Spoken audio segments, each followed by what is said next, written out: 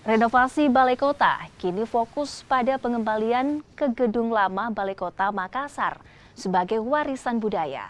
Sebanyak 15 miliar dana disiapkan untuk renovasi Balai Kota Makassar yang sudah dimulai sejak akhir April lalu.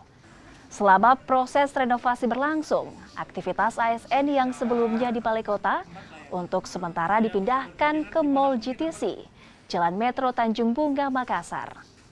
Renovasi gedung Balai Kota diperkirakan rampung pada pertengahan Desember tahun ini. Renovasi untuk saat ini sudah mulai pembongkaran, untuk lokasi Tower Balai Kota dan Heritage. Itu di lantai mana saja gitu, Pak?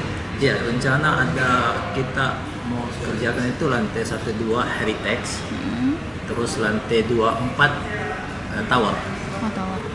Heritage ini yang dimaksud akan seperti apa, Kang? Akan masih kembali ke bentuk semula atau seperti apa? Ya, Heritage ini kita mau kembalikan ke asal atau semula, ke awalnya kayak gitu. Jadi kita mau di situ tetap nanti Balai Kota ini nanti Balai Kota yang kayak zaman dulu. Jadi posisinya kayak gitu. Jadi semua yang skat-skat yang ada di Heritage itu dan mezanin itu kita bongkar.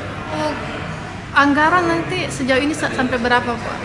Untuk anggaran Government Center ini sesuai dengan kontrak itu 15 miliar.